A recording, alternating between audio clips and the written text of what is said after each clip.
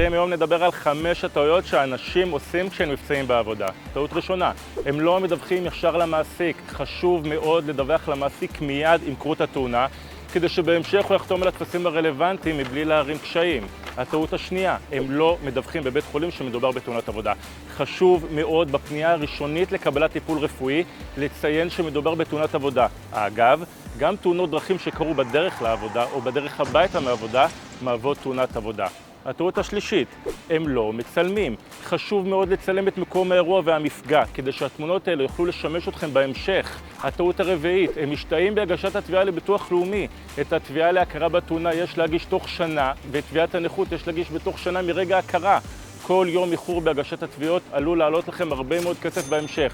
והטעות החמישית, הם פונים לביטוח לאומי בעצמם ומבלי להיוועץ עם עורך דין. חשוב לפנות לעורך דין שמתמחה בתחום ולא לפנות לביטוח לאומי בעצמכם. בדיוק כמו שלא תחשבו להציג את עצמכם בבית המשפט, לא מומלץ להציג את עצמכם במוסד לביטוח לאומי.